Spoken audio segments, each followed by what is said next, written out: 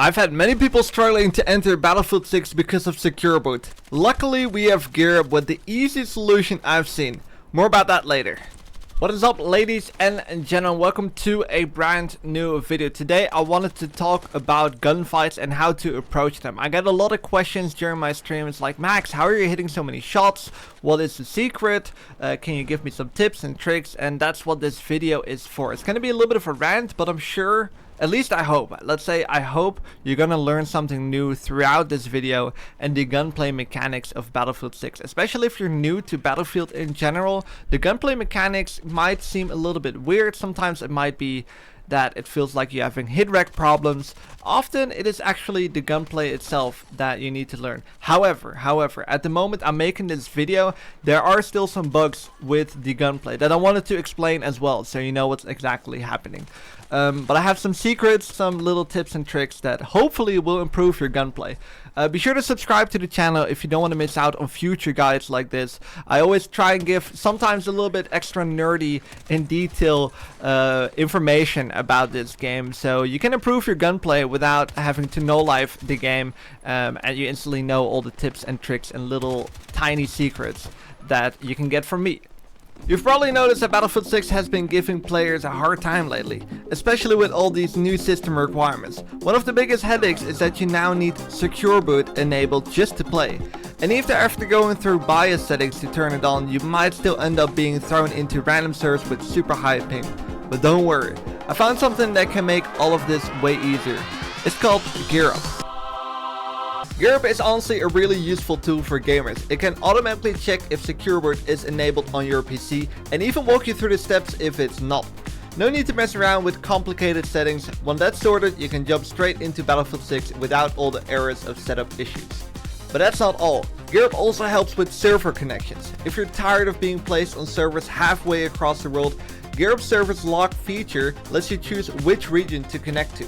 So whether you just want the lowest possible ping or you're trying to play with friends in another region, it gives you full control. I did some research before sharing this, and Gear Up has partnerships with several well-known gaming brands and creators. It's completely safe to use. No risk of getting banned. It's one of the top rated optimization tools on Trustpilot. So it's definitely something worth checking out.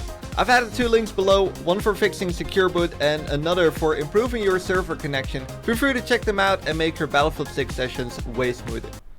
So let's talk about the gunplay. Gunplay in Battlefield 6 has a spread/bloom mechanic. Now you might have heard of this. I just wanted to quickly explain exactly what the bloom/spread mechanic exactly is, so you know what we're talking about when you ever hear that word again. You can also call this accuracy, by the way. Accuracy, bloom, spread, all that. We're gonna call it spread this video. So what happens when you start shooting a target with a, let's say, an automatic weapon? That's the most important thing. The gunfight situations I'm talking about right now are all with automatic weapons. That's the main gunplay you're gonna get most of the time. So let's say you're shooting a target at a range of 50 meters with the M4A1, one of the most iconic weapons in the game so far. A very good weapon. Well, what happens is your first shots will land, as long as your reticle is on target, of course. That's the most important part. But even if your reticle is on target, you might start to miss a couple of shots, and it's gonna feel like your hit rec has some problems. It might be some connection. If you see some icons in the top left corner, usually those are internet problems. So keep that in mind. If you actually have internet problems, this video might not be that useful, but in the top left corner you usually see if there's some orange or red icons, you probably have some internet problems. It could also be server-sided. Sometimes you will experience packet loss. That's also server-sided. Now, coming back to the spread, what happens is those bullets will start to go around the target even if your reticle is on target, and that's an in-game mechanic. They put that in the game, so not every gun in the game is absolutely a laser beam. So what you want to do to counter this is tap firing. Tap firing literally resets the spread mechanic every time. So your first few shots usually will hit. If your reticle is on target, your first 3, 4, 5 shots will hit, and after that the game just has a little machine going on, which makes the bullets not go exactly on target. Now up close this doesn't matter, because your target is close enough that even the bullets that go next to your reticle will still hit the target. But this becomes a problem at 40 to 50 meters already. So you want to start tap firing already at that range. I don't see a lot of people make use of it because it's a little bit counterintuitive. You start to shoot and you want to increase your odds of winning the gunfight, so you might as well continue shooting and hopefully one of your shots will actually land. Now let me tell you, if you learn the tap fire mechanic, you're gonna win so much more gunfights because your gunplay will simply just be more consistent. Your bullets will go exactly where you're aiming. Now there's one down part of the spread mechanic which I believe is a bug. So I'm gonna explain that right now, but maybe if you see this in the future they might have taken this away. When you sprint in this game and you ADS, so you zoom in and you shoot, often your first bullet will have max spread, so it will literally go not where your reticle is.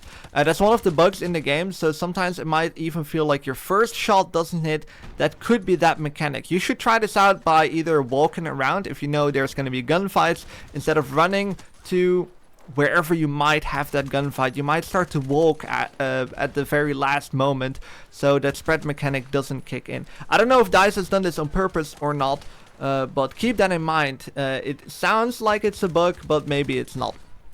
Now there's a couple of attachments that could counter this for the barrels. Not every gun has this. I know, for example, the AK-205 has this, where there's a barrel, and when it says you start to shoot for prolonged periods, you will start to get more accuracy. Those barrels are extremely good for the longer range gunfights. So keep that in mind if you want to go for, you know, some of the LMGs have this as well. When you start shooting for prolonged periods, your accuracy will actually start to increase. So for those gunfights, you should not tap fire. So the tips I just gave you, they do not count if you use that barrel and you use LMGs and you're trying to shoot for longer range. In that case, you should need to keep on firing. So how to win more gunfights? The first thing also you want to know your weapon. Is your weapon actually going to deal damage from a certain range? If it deals damage up close. Now you see a damage number when you select a certain weapon. Now what does that damage number mean? It means your up close range damage number. So let's say your weapon has a 33 damage number. It means up close it is a 3-shot kill. Let's say it's like 25, it's a 4-shot kill up close. If it's a 20, it's a 5-shot kill up close. Because obviously the health of the enemy is 100. So you need to, you know, divide that through 100 and you know how many bullets you need to kill. However, certain guns have damage drop off. And this is also a mechanic that I think literally every shooter has. But this is important where you need to gain a little bit of experience with a weapon. There's some spreadsheets out there, I believe, with where you actually can check what the amount of damage a gun does at a certain range. But you need to know the damage number that you see on screen is the damage number it does up close.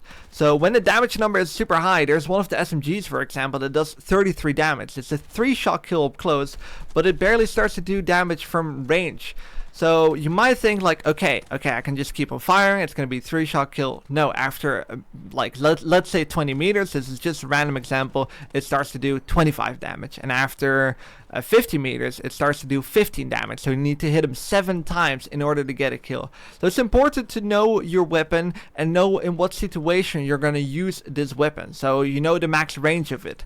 Let's say if a gun has a high rate of fire and you'll see it does about 15 damage, it can still be effective uprange because you can pull out 7 bullets out of that weapon super quickly and it will still kill the player quickly. However, if your damage number is 15 and the rate of fire is slow, it's going to take so much longer.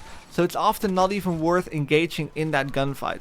So you kind of got to learn sweet spots, I like to call them. You have sweet spots on snipers, but you also have sweet spot for weapons where you know where you can use the weapon. Now, by default, I would recommend going back to the tap fire, start tap firing from 50 meters and beyond. This might seem like a close range, but you will start to notice 50 meters in this game is quite long. When you start tap firing and you have a pretty good trigger finger, you're going to be so much more accurate than the other players are. Now, there is something important in this game, and that is the hip fire. Hip firing in this game is absolutely insane. Coming back to the spread, what happens when you start strafing, so that's zooming in and you move, your accuracy becomes worse. So it's important to know that when you stand still, this is when your accuracy is at its best. So you're gonna miss the least amount of shots. And when you're engaging in a gunfight, it's always better to stand still than to strafe if the player is at mid-range. With hip firing, this is not the case. So there are some really good attachments that improve hip fires on a lot of weapons. I've used this personally on the M4A1, and it made a huge difference. I can stay mobile with hip firing. That's one of the main perks with hip firing, is that you can stay mobile, you can stay moving around. So it's harder for the enemy player to hit you, while you can still be on target. And that's one of the downfalls in Battlefield 6, is that people start to move and they start to shoot and they start to not hit their shots. With hip firing, you don't have this problem as much. So I think especially for the close range engagements, it's very, very, very important, especially in Battlefield 6, to learn how to hip fire. I think it's one of the most important mechanics you need to learn now in the game. So learn how to tap fire beyond 50 meters and learn how to have accurate hip fire. You can literally practice hip firing against bots. It's actually worth it. So what you want to do is get the M4. I have an M4A1 build with crazy hip fire. It is on the channel if you want to check that out, but get a good hip fire build and start to practice with that. You'll start to notice that you can move around the map so much more quicker by just hip firing and killing players rather than moving around, shooting someone, ADSing.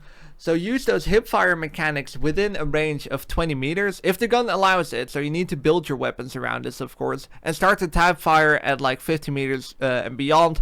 Within that like 20 to 50 meter range, you can just go full auto. You just need to have the better accuracy and make sure the gun you use is actually doing good damage within that range. So one of the main keys that I hope you learned from this video is that tap firing is extremely important. Stand still when you shoot, because otherwise your accuracy goes to absolute bananas. And up close, learn how to hip fire. Hip firing is such a key to learn. I hopefully have a couple of clips probably in the background where I can showcase how effective hip firing is in this game and how it allows you to still be mobile around the map. That's going to be it for this video. Hopefully you learned something new. If you didn't, I'm sorry. And if you did, no problem. Be sure to subscribe to the channel if you don't want to miss out on any of the in-detailed content and weapon builds and top 10 weapons and all that stuff. Hope you don't miss out on those, and I'll see you guys in the next video. Before we end this video, remember I left 2 links down in the description, one to fix your secure boot and one to fix your sanity. Thanks again for GearUp for supporting this video.